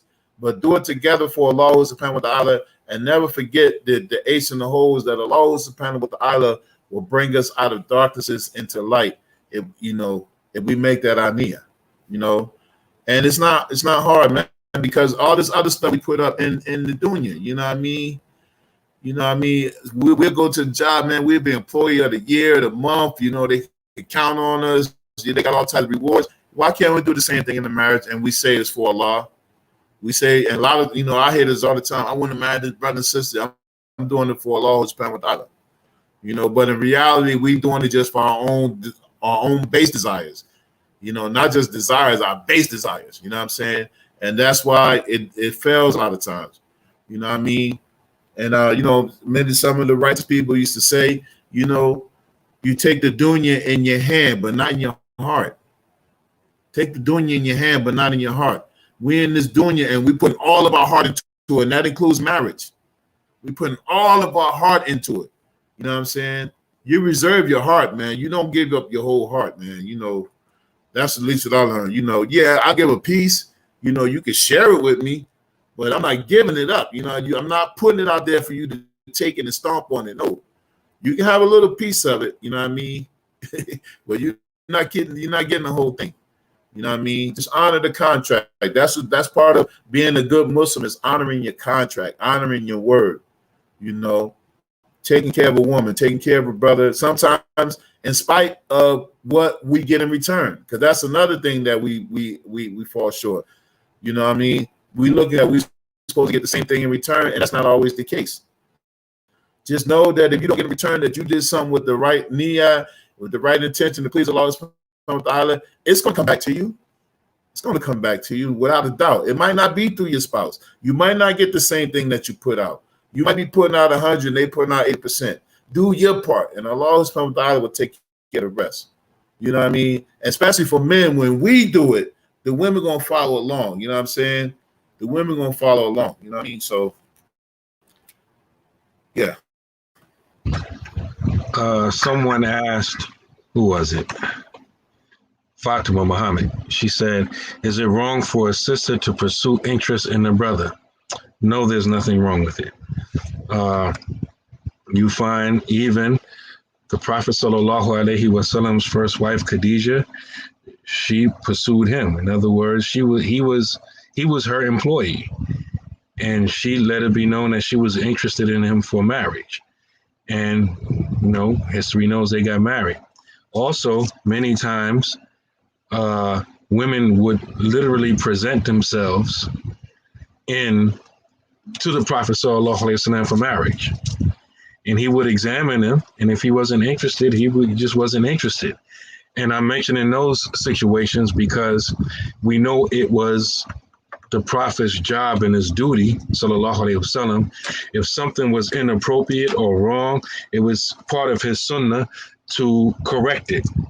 So if it was something wrong with a woman pursuing a man, he would have addressed it, because women pursued him, and he didn't. He if he wasn't interested, he would pass, but he wouldn't never condemn them for approaching him in that manner. So to answer your question, no, there's nothing wrong, but a lot of times, we just got to watch out. We got to know where to draw the line at. Like a few minutes ago, we were talking about, I'll take your man, that type of mentality. A lot of sisters don't, have that intention or express that openly, but a lot of times the way they approach the brother, it'll be in such a way that, like, say if he's married, it would offend the wife. Like, she's interacting with him. That's like, especially if they intended already, they engaged, they trying to get married, and he's already married with someone, the sister will come and she's like, trying to like mark her territory, and she's not even married yet. She don't have no territory, but she's trying to mark her territory. She's trying to make her presence be known and all that. You're doing too much. Calm down. He's going to marry you. Just calm down. Just stop that. Because if you was the wife and another sister was coming in, you wouldn't like being treated like that. And it's, again, we just forget common Muslim decency. Like, ahadukum hatta yuhibba li akhihi ma yuhibbu li nafsihi. None of you believes till he loves for his brother what he loves for himself. And so we'll treat that sister or that wife that he's already married to in a way like, I don't care, it's halal. It's, he can have another wife. And so, okay, him having another wife don't mean that you have a right to disrespect her, right? We forget all that, right? And I say we, the sisters, forget all that. So, I know your question wasn't about that, but, the adab, mannerisms and etiquette is always in play. We have to be good Muslims. We shouldn't be treating other Muslims like that anyway, disrespecting them, trying to put them down, trying to show that you're better than him. That's shaitan. I'm better than him, right? And a lot of sisters don't realize when they're doing it, because they in the moment, they getting at the brother, I'm better than her. You're quoting shaitan in your state. And so, we be forgetting, that's why, I'm just saying this to emphasize what Imam Amin already said. Like, we be talking about these specific subjects, but we forget about the big picture. Be a good Muslim. Good Muslims don't do that to each other, And so, no, there's nothing wrong with a sister approaching a man for marriage, but of course with etiquette and all of those type of things. And, don't cross the boundaries. Alhamdulillah. Yeah, just to add on to that, just make sure, you understand what you mean by pursuit, because sometimes a woman pursuit, you can send the wrong message to the wrong kind of man. You know what I'm saying? Because either it's going to turn him off or it's going to make him try to take advantage of you. You know what I mean? And women have to, this should never be lost, that women have to keep their feminine energy alive. If you pursue a man, you ask about him to make him pursue you. You know what I mean? A lot of times what sisters are doing is that when they're pursuing a man, they're ready to show him so much up front, and he hasn't proven anything. And basic man logic, let me give you some free game. Basic man logic is like, if he sees an inch, he's going to take a mile. If he don't got no type of proper training, oh, man, she got this, she got her own house, blah, blah, you know what I mean? Oh, man, I'm going to do a sweet talker and, do my thing with her, and then I have my way with her. That's how a nigga will think. And if you give him too much leeway, he'll do it. So you put the word out there, but make him pursue you. Make the man chase you. You know what I'm saying? Make yourself that type of woman that, we mentioned this about before, be Penelope, you know what I mean? And from what's the cat name? The skunk. You know what I mean? And Pepe Le Pew. You put your tail in the air and you make Pepe follow behind you. You know don't say that, man. Don't say that. Them sisters literally gonna put their tail in the air. No, we already discussed this in my Akida class. We're not talking literal. You know what I mean? We make it top wheel. You know what I mean? It's an interpretation. You know what I mean? You symbolically put your tail and make that man follow you This is around. gonna be like, nah, ta'wil is only for Allah's attributes, man. I'm doing it literally. Nah. That advice is welcome from Imam Faheem. Yeah, but make the man pursue you and stop, doing for a man. And this is, got to say this: you do for a man so much, and he hasn't proved anything. You handicap him. You handicap a man has the ability to take care of a woman. You know what I'm saying? Not always financially, or you know what I mean, but just make him be the one who's going to be your go-to person, and not that you do everything for him and then you wonder why he never delivered, because you made it too easy for him. A man has the need to pursue a woman. You know what I mean? Because we love you, we want you, we want to impress you. And you know cases where men just did stupid things. Just remember when we was kids, all the stuff we used to do to get a woman's attention. And sometimes we put our whole foot in our mouth, and sometimes because of the wrong message, we did all this stuff and she wasn't even interested. You know what I mean? Well, let me speak for me. I remember doing dumb things, you know what I mean, just to get a woman's attention, to come to find out she was never even interested. But then come to find out she was just waiting for me to say something to her. But she let me play myself. You know what I'm saying? But we're pre-wired to do dumb stuff like that just to get your attention. So you make yourself a person that you will get a man's attention, but don't pursue a man aggressively like a man would do you. Make him be in pursuit. You know what I mean? So that's what I had to add. You know what? Someone was talking to me about that, right? Pursuing, a man. And I think, honestly, this is my opinion, don't have to be a fact. I think our sisters, because there is a limited amount of good men, they settle too fast. I don't want him to get away, right? It ain't a lot of good brothers out here. I don't want him to get away. And you giving too much to that man, right? Because he can feel your need for him. And he's going to push that. I've heard it in discussions. Men backing the women down. And the sister just, okay. She has a standard for herself. Because she can't find someone to match that standard, whoever gets close to it, she settles. I don't think that's a good idea. So that idea of, you still are a precious, valued person, you need to maintain that with yourself, right? Don't sell yourself out. Seriously, sis. Don't sell yourself. Don't do it. Because you'll regret it later. 9 times out of 10, you'll regret it. Don't settle. Don't settle. Have some standards. Keep your bar. Don't make your bar impossible, but make your bar, raise it to a level that nah. You got to meet this standard. Because if you don't, you're going to be unhappy. And it's going to come up later that you sold yourself short. So don't do it. Be patient. Rely on Allah, but have a standard. And find a standard you can live with. Right? And men the same way. You got to have a standard too. Got to have a standard. Right? And if you have some kind of standard that's reasonable, that is, that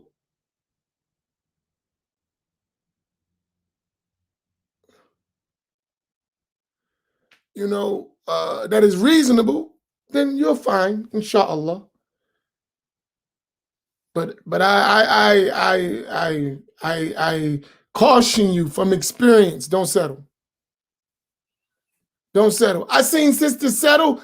I seen sisters marry dudes, dean and sisters who practice in the masjid, and marry this joker who don't come to the masjid because she settled.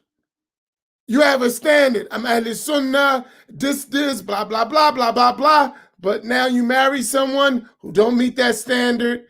He doesn't fit none of the things you're talking about. And then you wonder why you end up divorced or unhappy. You settled. You settled. Don't settle. I've seen that over and over again. Sister Deanin, she looking for a husband. Her kimar changes. It used to be all the way around, cover the chin. Now is this a mess. Settling. And that's with the tail open, as you said, Imam Faheem, figuratively. And she put her tail up and she got just what she was looking for, a joker. He was sniffing, and that's what you got. And now you got another divorce coming. And you wondering why. You settled. Don't settle. You forgot.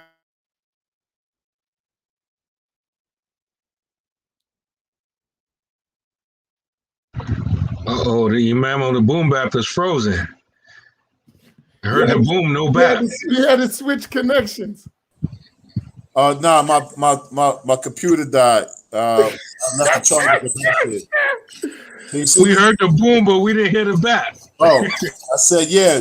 What you can't forget to do is, when you lift your tail up, you gotta string them along, keep the scent going. You know what I mean? That's what you gotta do. Because there is an element of settlement, like bags of chips. You know what I mean? There's contents in the bag. Let the bag settle so you can see what you got before you buy them. We buying bags of chips with all air in them. Bags of chips with all air.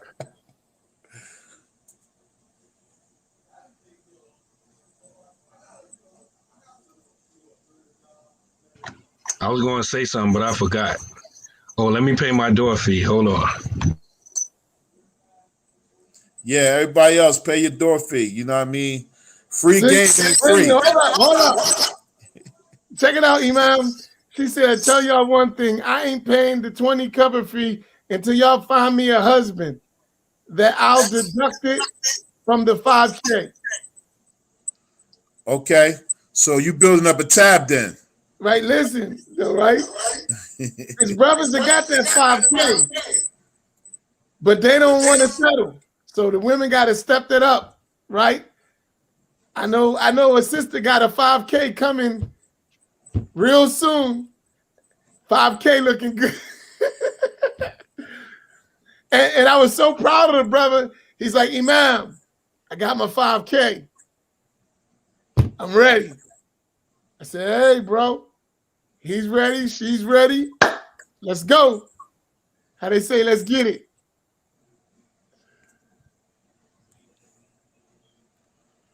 He said, I got blue now.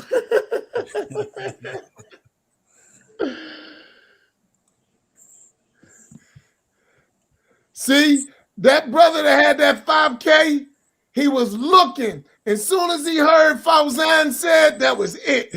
I'm joking. I'm joking.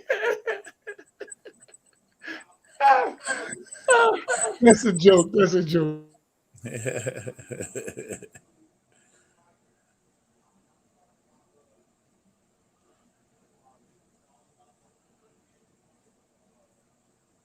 All right, but let's go, family. You know, we all family here. Family take care of each other. Let's get those donations popping. You know what I mean?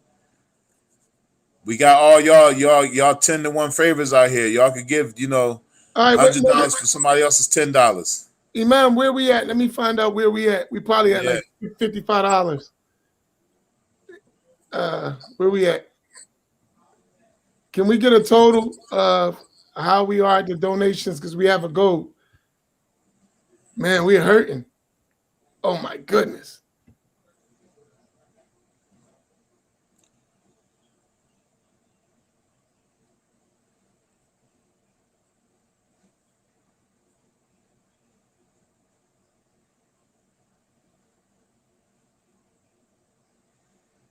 Yeah, somebody asked me. You muted him, man.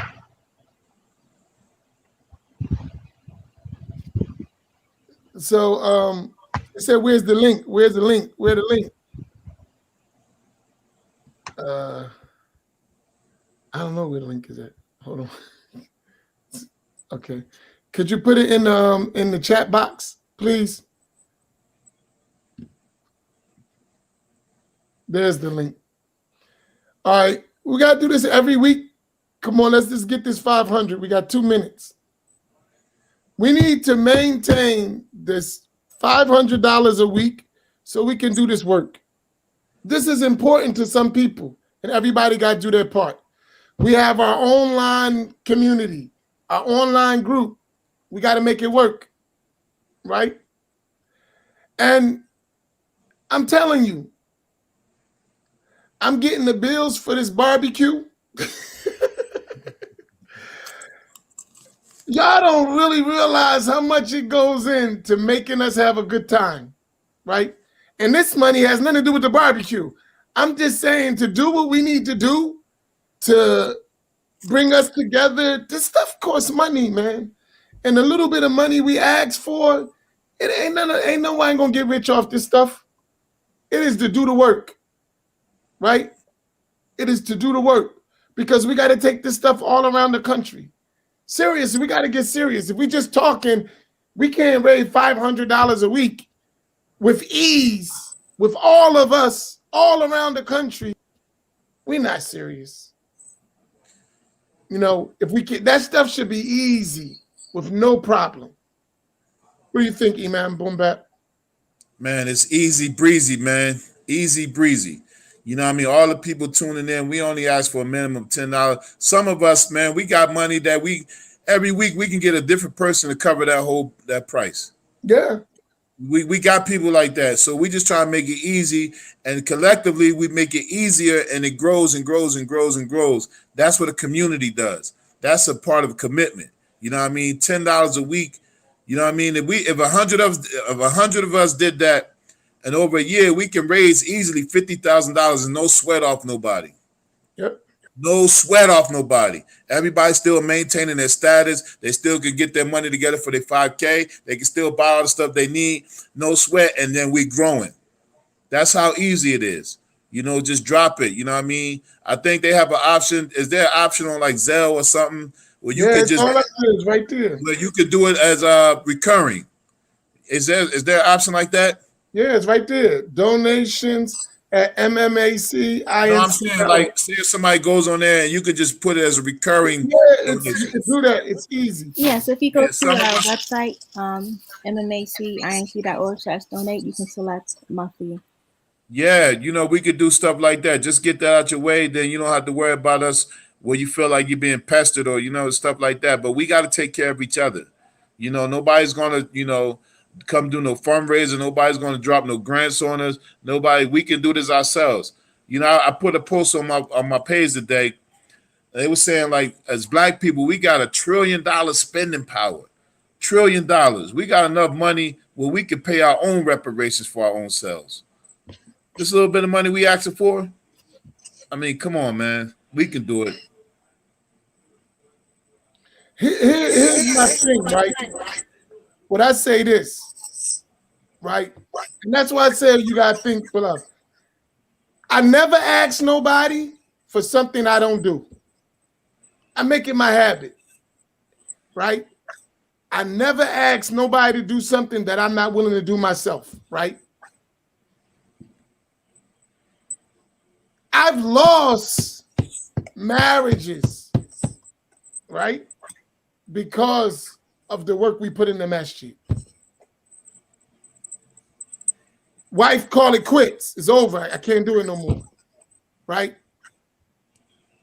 I didn't want it to be like that, but it happened. This is a hard life, right?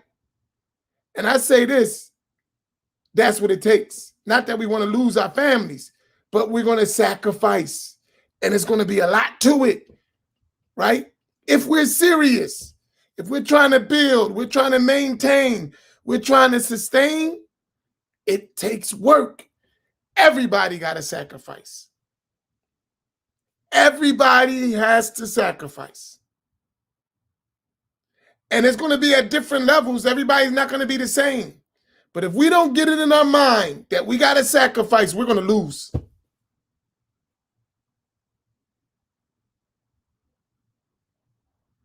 We're going to lose. And we got to have families like that. My entire family is on the front line. Everybody. Imam Faheem's family on the front line. Imam Naeem's family on the front line. Not asking you to do something that they don't do. They out.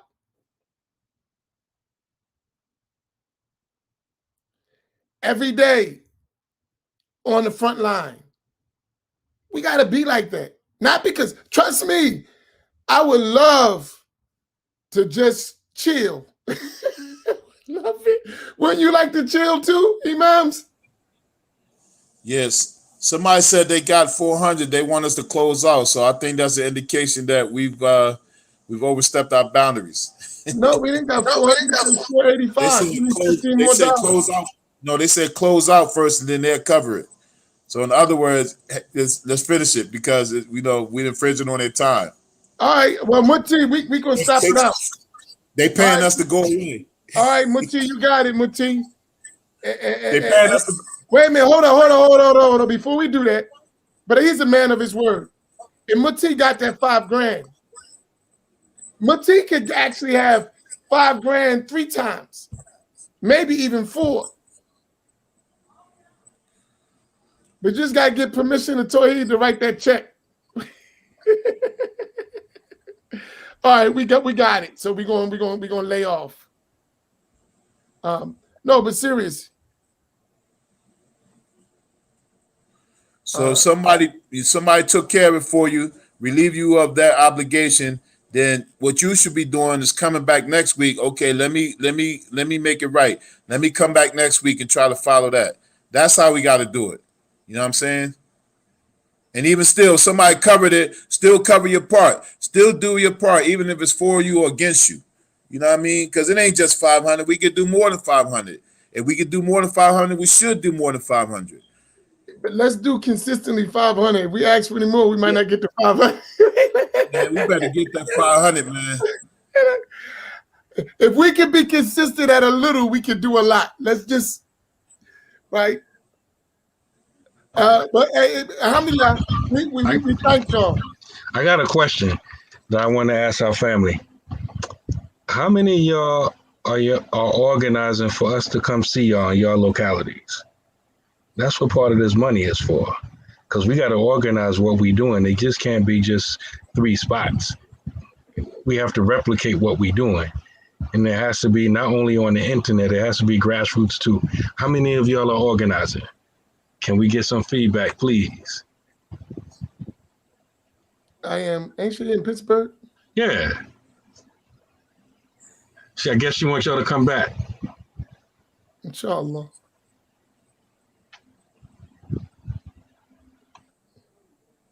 I'm working in slow motion. We're working on it in Philly. We came to Philly, so alhamdulillah.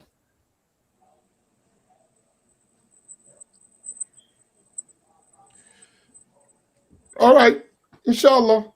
So y'all gonna close this out? We want to really thank y'all for all y'all support.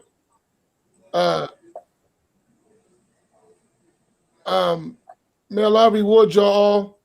Really, really, really, we're serious about this work, and inshallah, Denver, Colorado, Atlanta. If someone arrange it, we there. Baltimore, we're there. And Imam Naeem, Khadijah said you got to pay for a trip to Atlantic City. It's getting expensive. You got to cough up some of that bread.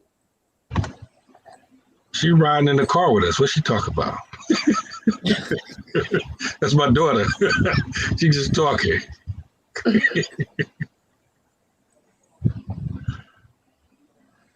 I see B Moore, Lynn Hurt said that. Albuquerque. Hope you're organizing. Did they reach out to y'all yet? Y'all do know we are Ahl Sunnah. So keep that in mind when you go to the Imam. We ain't gonna be doing no tap dancing, right? So, that's not happening. This is us. So let them know. Let them watch a few videos. Let them see a couple post-fajr reflections or some Shehu books and some stuff and see how we get down, because we're not coming in shoe shining. No, we don't, and we don't just bang online neither. No, we used to doing this in person, and really the online stuff is the new stuff. Yeah.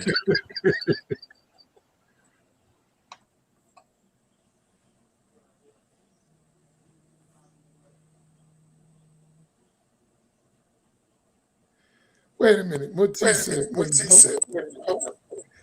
For the record, Imam, is not coming out from our brother's account we have for the Masjid. I was hoping not. Because that one is hard to get anything out of. So I hope that was coming from. All right, that's my Muti message. He's a good man. We love you, brother Muti. Alhamdulillah. No doubt, brother. Muti always showing a lot of love, always putting his money where his mouth is. May Allah reward him.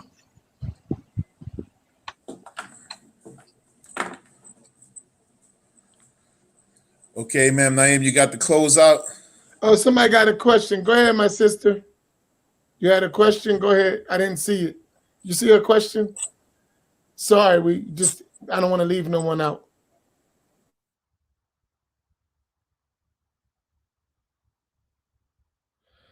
No, seriously. You want those brothers in the masjid? We have a gym. When you come, you'll see they have a gym. I pushed them a lot. But them brothers, they're called the Blackstone Gym Brothers. They're workers. I don't have to monitor them. They do what is needed to be done. They work. They see what needs to be done, and they go get it done. And may Allah reward them, right? You know, I would like them to do more, but you know, they do what they do, and I'm highly appreciative. As Sheikh Samir says, I highly appreciate you. They are workers, and I wish I could double them. But to be honest, sisters, nobody touched the women. The brothers, they work, but nobody touched the women. The women are the backbone of our communities. And I got somebody put up. Go ahead. No, I'm somebody done. Said somebody Detroit. They said Detroit welcomes us. I got one condition for coming to Detroit. Y'all got to plug us in with the top 10 Adidas Connect. You got to plug us in. You know what I mean? If I can't come to Detroit and get some good Adidas top 10s, I'm not coming. Hey, did you get this question? I didn't see her question. Yeah, I saw it. I gotta drive to a house and slap upside the head before you answer it though.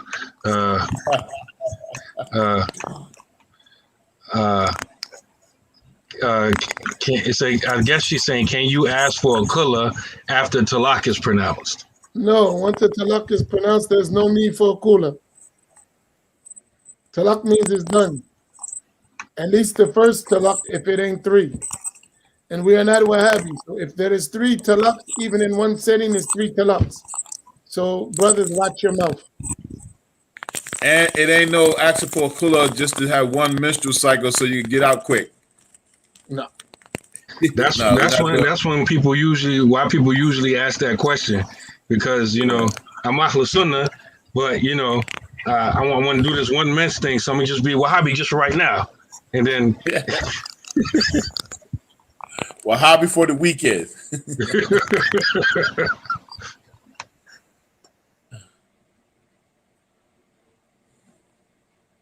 Yeah, so no, inshallah, may Allah make it easy for all of you, right? And barakallahu bikum. So who's going to close out with dua, inshallah? We'll Imam see Faheem. tomorrow morning. No, go ahead. Scattered thoughts and post-fuzzer reflections. But join us July 10th. All of us will be there at the Black Imams Roundtable live in Atlantic City. We're going to be lit. No. Facts. Go ahead, Imam Faheem, take us out. ربنا تقبل منا إنك أنت السميع العليم والعصر إن الإنسان لفي خسر إلا الذين آمنوا وعملوا الصالحات وتواصوا بالحق وتواصوا بالصبر سبحانك اللهم وبحمدك أشهد أن لا إله إلا أنت أستغفرك وأتوب إليك. الفاتحة.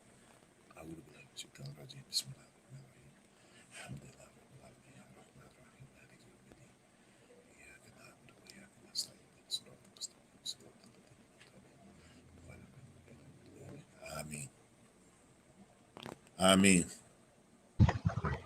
Assalamu alaikum wa rahmatullah. Bring all the Wahhabis you want, and then we can make them all Ahl Sunnah. Bring them. They're welcome. We're going to have a segregated section, the Wahhabi section, the Ahl Sunnah section, like Jim Crow. How you say Jim Crow in Arabic? Crazy. All right, assalamu alaikum. Wa alaikum salam.